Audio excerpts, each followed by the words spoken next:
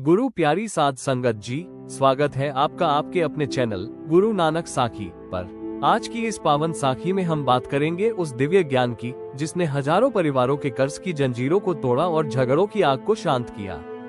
श्री गुरु नानक देव जी महाराज की उन अमृत वाणियों की जो आज भी पंजाब की मिट्टी को, पंजाबी परिवारों को और हर उस इंसान को राह दिखाती है जो कर्ज और विवादों के बोझ तले दबा हुआ है। गुरु नानक देव जी महाराज ने सिखाया, किरत करो, वन छको, नाम जपो। इन्हीं 3 सिद्धांतों से कैसे कर्ज की जड़ कटती है और झगड़ों का अंत होता है, यही हम इस साखी के माध्यम से समझेंगे। तो आइए गुरु जी की कृपा से इस पावन यात्रा पर चलते हैं, क्योंकि आज गुरु नानक देव जी महाराज की वाणी सीधे आपके हृदय तक पहुंचने वाली है। तो चलिए शुरू करते हैं। दोस्तों, पंजाब की धरती जहां हरे भरे खेत लहराते हैं, जहां पंजाबी किसान अपनी मिट्टी से जुड़े हुए हैं, वहां एक छोटा सा गांव था। नाम था हरिपुरा। ये गांव अमृतसर के पास स्थित था। 16वीं शताब्दी के उस समय की बात है जब श्री गुरु नानक देव जी महाराज अपनी उदासी यात्राओं पर निकले हुए थे। हरिपुरा के लोग सच्चे पंजाबी थे, मेहनती, साहसी, लेकिन कर्ज की जंजीरों में जकड़े हुए और छोटी छोटी बातों पर झगड़ों में उलझे हुए। गांव के किसान खेती करते थे, लेकिन सूदखोर महाजनों की लूट ने उन्हें कंगाल बना दिया था। परिवारों में जमीन के बंटवारे को लेकर भाई भाई लड़ते थे। पड़ोसियों में पानी की नाली और फसल के बंटवारे पर रोज झगड़े होते थे। गुस्सा, लोभ और अहंकार ने पूरे गांव को जहर से भर दिया था। लेकिन भगवान की लीला ऐसी कि इसी गांव में श्री गुरु नानक देव जी महाराज का पदार्पण हुआ और उनकी शिक्षाओं ने कर्ज और झगड़ों को जड़ से उखाड़ फेंका। गांव के सबसे बड़े किसान का नाम था सरदार करतार सिंह। वे 5 एकड़ जमीन के मालिक थे, लेकिन सूदखोर लाला रामचंद से लिए गए कर्ज ने उनकी पीठ पर बोझ लाद दिया था। कर्ज की राशि इतनी बढ़ गई थी कि ब्याज चुकाने में सारी फसल बिक जाती। करतार सिंह की पत्नी माता गुजरी देवी रोज रोती, पति जी, ये कर्ज हमें कहाँ ले जाएगा? बच्चे भूखे सोते हैं। उनके 2 बेटे थे, बड़ा बलबीर सिंह और छोटा हरबंस सिंह। दोनों भाई जमीन के बंटवारे को लेकर रोज लड़ते। बलबीर कहता, मैं बड़ा हूँ, मुझे ज्यादा हिस्सा मिलना चाहिए। हरबंस जवाब देता, तुम तो शहर में घूमते हो, खेती मैं करता हूँ। पड़ोसी सरदार जसवंत सिंह से भी उनकी पुरानी दुश्मनी थी। एक बार पानी की नाली को लेकर मारपीट हो गई थी, जिससे दोनों परिवारों में नफरत की दीवार खड़ी हो गई।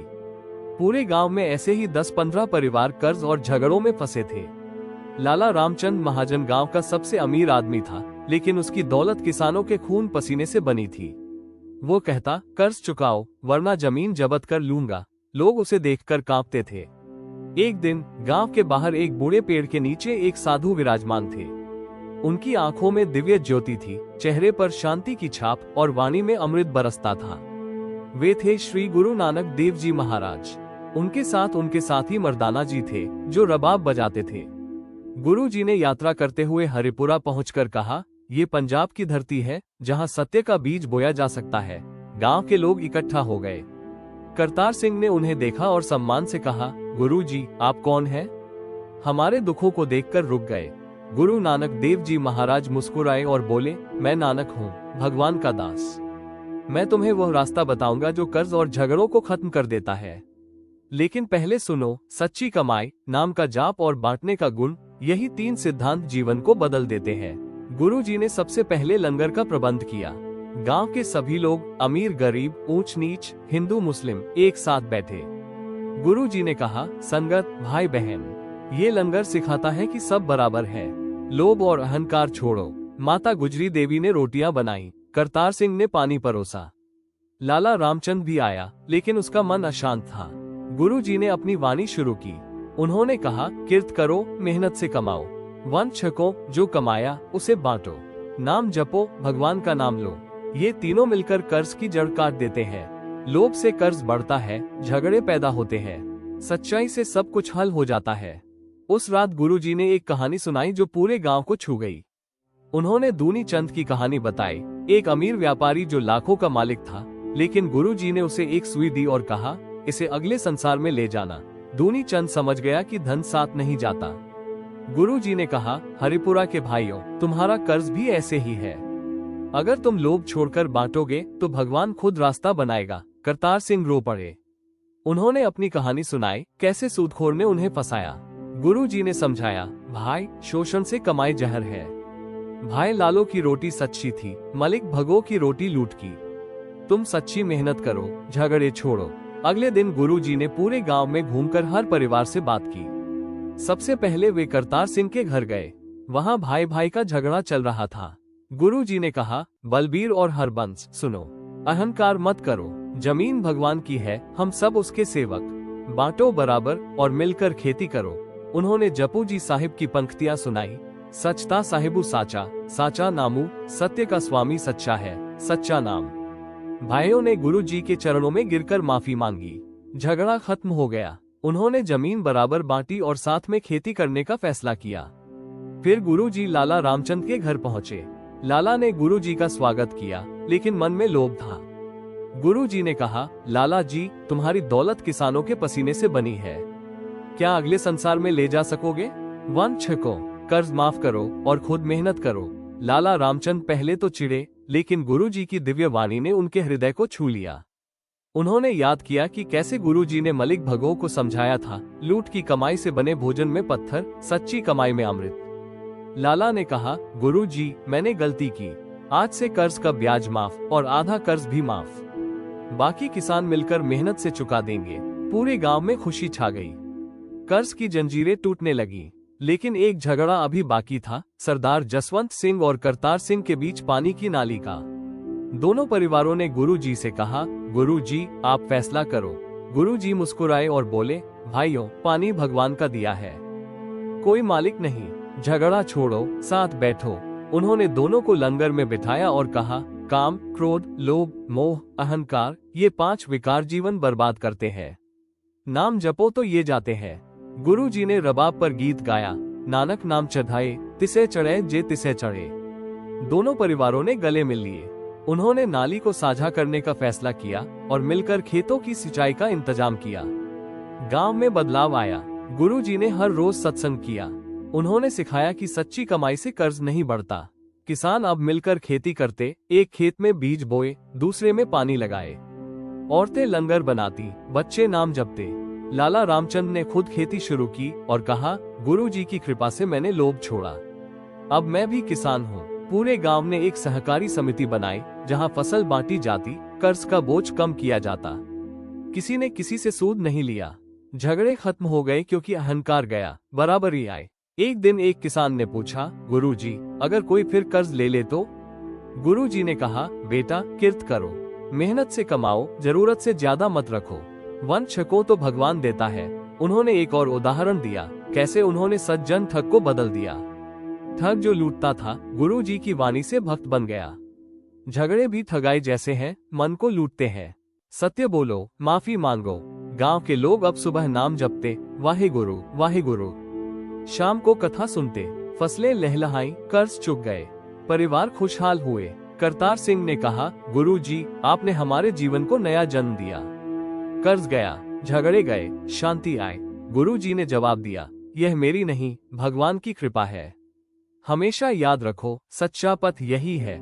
लेकिन कहानी यहीं खत्म नहीं होती। बदलाव धीरे धीरे पूरे पंजाब में फैला। आसपास के गांवों से लोग हरिपुरा आने लगे। गुरुजी ने कई दिनों तक रहकर सिखाया। एक बार पूरे गांव ने मिलकर एक बड़ा लंगर किया, जहां हजारों लोग आए। वहां गुरुजी ने कहा, पंजाबी भाइयों, तुम्हारी मिट्टी पवित्र है, लेकिन लोभ ने इसे जहर बनाया। अब सच्चाई से इसे स्वर्ग बना दो। करतार सिंह के बेटे अब साथ काम करते। जसवंत सिंह के परिवार से दोस्ती हो गई। लाला रामचंद ने अपना महाजन का काम बंद कर दिया और खेती अपनाए। एक और घटना हुई जो यादगार रही। एक किसान बूढ़ा था, नाम था भाई सोहन सिंह। उनका कर्ज सबसे ज्यादा था और वे निराश थे। गुरुजी उनके घर गए।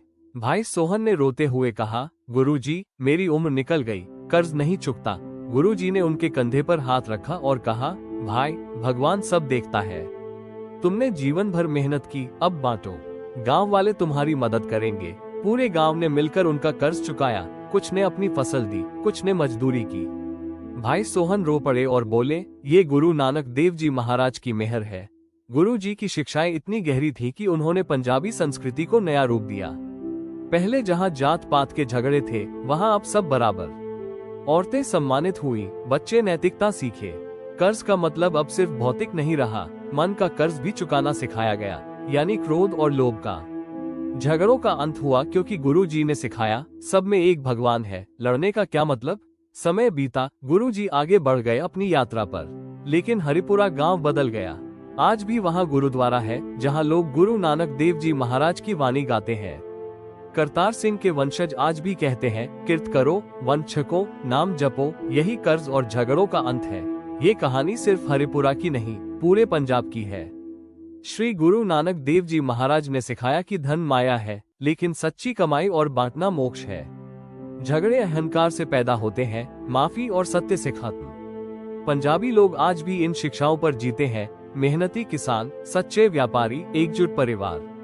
कर्ज चुकाने का तरीका सूद नहीं, मेहनत है। झगड़ा सुलझाने का तरीका मुकदमा नहीं, गुरु की वाणी है। अब विस्तार से समझते हैं कि कैसे ये हुआ।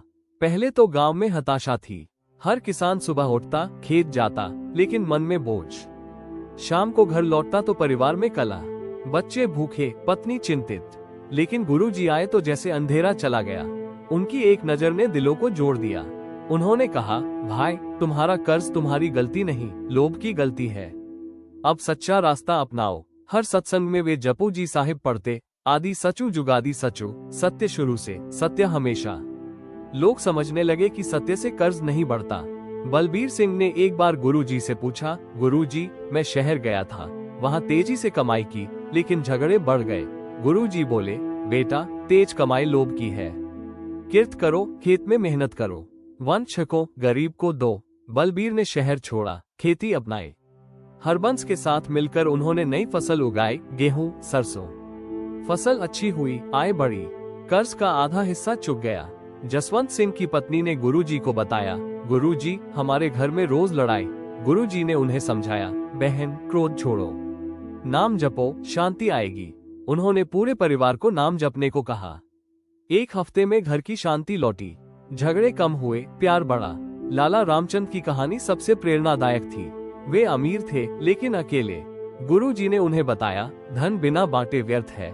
लाला ने सोचा, गुरुजी सच्चे हैं। उन्होंने अपनी दुकान में किसानों को मुफ्त बीज दिए, कर्ज माफ किए, खुद खेत जोते। उनकी पत्नी ने कहा, अब घर में खुशी है। लाला बोले, गुरु नानक देव जी महाराज ने मुझे नया जीवन दिया। गांव में अब सहयोग था। एक किसान बीमार पड़ता तो सब मदद करते, फसल कटाई में सब साथ। पानी की समस्या सुलझ गई, नहर बनाई गई, सबने मिलकर। कर्ज की सूची बनाई गई, हर परिवार ने थोड़ा थोड़ा चुकाया। कोई बचा तो लंगर के चंदे से। झगड़ों की अदालत बंद हो गई, गुरुजी की अदालत खुल गई, जहां न्याय सत्य था। एक शाम गुरुजी ने पूरे गांव को इकट्ठा किया। उन्होंने कहा, सुनो पंजाबी भाइयों, मैंने देखा है दुनिया, मक्का, मदीना, दिल्ली, हर जगह लोभ है, लेकिन सच्चाई कम। तुम्हारे गांव में अब सच्चाई है, इसे बचाओ। फिर उन्होंने रबाब पर गाया, घड़ी घड़ी अंद्री धनु धनु, धनु धनु नामू निधानु, नानक नामू चढ़ाए, तिसे चढ़े जे तिसे चढ़े। अर्थात हर घर में धन धन नाम का खजाना है। लोग भाव विभोर हो गए, आंसू बह निकले। उस रात पूरे गांव ने नाम जपा। समय के साथ गुरुजी विदा हुए, लेकिन उनकी शिक्षाएं अमर हो गई। हरिपुरा आज भी गुरु नानक देव जी महाराज की याद में जागता है। करतार सिंह के पोते आज कहते हैं, दादाजी ने बताया था, कर्ज और झगड़े गुरुजी की वाणी से खत्म होते हैं। पंजाब की यह मिट्टी अब भी उन शिक्षाओं पर चलती है, मेहनत, बांटना, नाम। तो गुरु प्यारी साध संगत जी, इस प्रकार श्री गुरु नानक देव जी महाराज की इस पावन साखी ने हमें फिर याद दिलाया कि कर्ज की असली जड़ लोभ और अहंकार है, और झगड़ों का असली कारण विकार है। जब हम सच्ची किर्त करते हैं, कमाई को वन छकते हैं और निरंतर नाम जपते हैं, तो भगवान खुद हमारे कर्ज और विवादों का अंत कर देते हैं। गुरु नानक देव जी महाराज की ये शिक्षाएं आज भी उतनी ही प्रासंगिक है जितनी 16वीं शताब्दी में थी। हर पंजाबी परिवार, हर व्यापारी, हर किसान और हर गृहस्थ के लिए ये अमृत वचन जीवन बदलने की शक्ति रखते हैं। अगर आपको ये साखी पसंद आई हो तो दिल से लाइक जरूर कीजिए। अपने परिवार और दोस्तों के साथ शेयर कीजिए ताकि और लोगों तक गुरु जी का ये संदेश पहुंच सके। चैनल गुरु नानक साखी को सब्सक्राइब करना न भूलें और बेल आइकन दबा दें ताकि हर नई साखी आपको सबसे पहले मिल सके। अंत में गुरु जी के चरणों में अर्ज है, हे सद्गुरु नानक देव जी महाराज, आपकी कृपा से हमारे जीवन से कर्ज, झगड़े और विकार दूर हों। हमेशा किर्त, वन और नाम में लगे रहें।